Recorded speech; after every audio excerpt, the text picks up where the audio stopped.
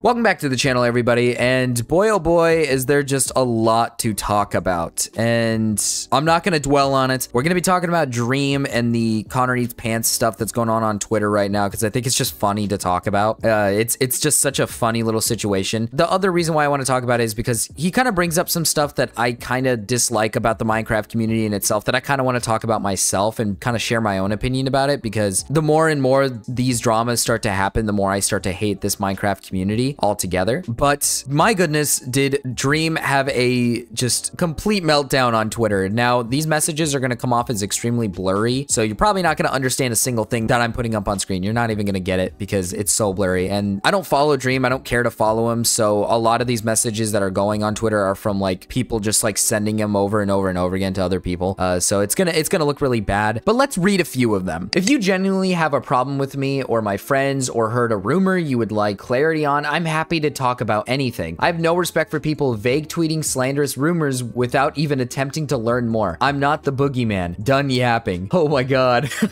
he's going for it. But wait, there's more. I don't want to talk about like every single one that he had, but I'm just going to talk about the main ones that I think are pretty good. Talk about all this terrible behavior behind the scenes. I've been much more of a dick on Twitter than I've ever treated anyone behind the scenes. Expose it or DM me or just shut up. Vague tweeting like we're in kindergarten. And then he just goes, I'm sorry, but if you think someone is a terrible person behind the scenes, yet hang around with them and never say anything because of their clout, that makes you a bad person. When it's beneficial to hate you, they hate you. When it's beneficial to support you, they love you. Also, Connor Eats Pants, you parasocial fuck. We were never friends. You don't even know me. And your last text to me were asking me if you could come to one of my concerts. Clearly, you thought me and my friends were so bad behind the scenes. And this is in reference to Connor Eats Pants basically just saying that he doesn't like Dream. And I'm gonna be real, as much as people are dogging on Dream for this, I think it's kind of a W, okay? I think he's kind of going hard. I think he's having a W moment right now, okay? I'm celebrating, all right? I've been joking around about it on Twitter for the past, for just a little bit. I've said a few jokes, basically saying like Dream and George should start going on their 2016 iDubbbz content phase, like just switch completely. It's going crazy. They're starting to realize things. They're starting to switch. But just let's read a little bit more into it. Also, when I was falsely accused of grooming, you pretended that you weren't hanging with me and just happened to be in a group picture with me. I guess I manipulated you into a photo booth a few days earlier to take this picture. You've seen me and my friends in person only a few times and followed us around like a dog. Nothing ever happened behind the scenes that you're yapping about. We felt bad for you, so we didn't tell you to leave us alone. Fuck all the way off pretending you're some kind of hero. Oh my goodness. Get him, Dream! Get him!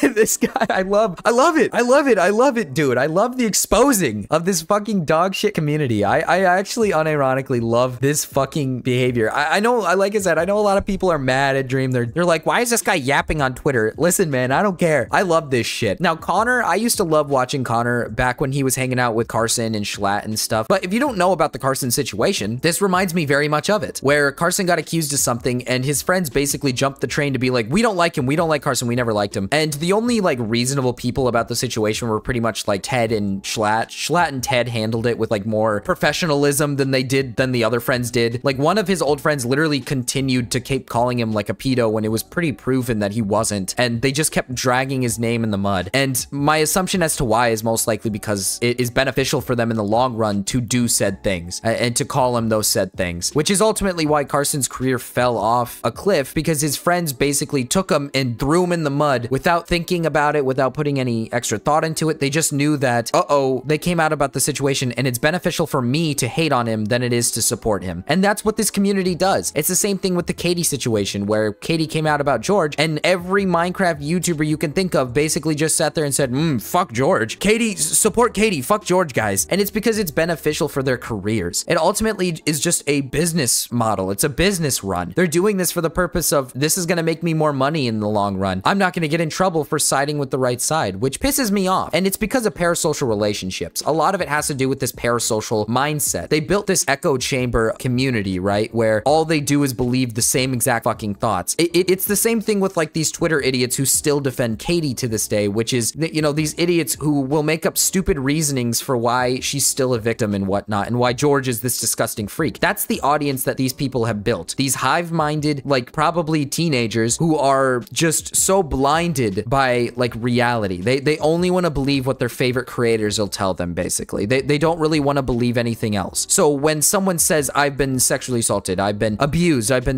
this, I've been that, those fans will come out of the waterworks to defend them endlessly. And that's what basically Connor has done here is, you know, Dream goes through his situation, George goes through his situation, and then Dream and George start to realize, wow, all of our friends ditched on us because of allegations, and they're not even true allegations. They just ditched on us because. And Connor is just that prime example of, like, he's only doing it for the purpose of a good business model, but in person, he doesn't give a fuck. He'll go hang out with these guys and take pictures with them and act like he's all cool and shit with them. But on stream, he'll call them fucking douchebags and won't defend them for anything. It goes for people like the Carson situation, where Connor basically just kind of said mean things about Carson and kind of wrote him off as a bad person without really looking into the situation farther. He just writes it off as bad because he knows that his community would probably not like it if he defended Carson and or Dream and George, right? He knows that his audience would rather die than defend Dream and George. And that's kind of what's happening here with this situation, which has thrown Dream off the deep end. It's gotten him pissed off. He's mad now. He's angry because he's sick of seeing these, like, quote unquote people who he thought were friends and quote unquote people who they've considered friends just basically throw him under the bus because of what? Because views and YouTube and money and clout and whatnot. And I agree. That's what this whole situation has been. Anybody who is jumped on the train for Katie, they're only really doing it for the purpose of my audience wouldn't like it if I defended him or if I didn't make a statement. Like, a good example is Tubbo. This guy literally jumps on the train 24/7 all the time. He doesn't really listen to reasoning. He just kind of agrees with whatever someone says, and that's because he knows his audience is like that. He knows that's what his audience is like, so he keeps them around by doing that, right? Do you really think Tubbo actually cares? No, he doesn't. And I know most of these guys don't. I know a lot of this stuff is just a business venture. And don't get me wrong, I understand that YouTube to some people is kind of a business thing where it's like, I make a lot of money off YouTube, I have to do what's right for my channel. I get that, but I think Dream's rant here is just fucking awesome. It's hilarious. He's going mask off, dude. He's turning into the Joker. He's getting pissed. He's angry, dude. He's pissed off. He's angry. I fucking love it. I think it's awesome because I love that he's speaking his mind about this fucking community. I love that he's telling it how it is. People paint it like he's a bad actor behind the scenes so people can, you know, feel bad for them and not feel bad for Dream and George. Kind of paint them as these, like, negative people when in reality behind the scene they're just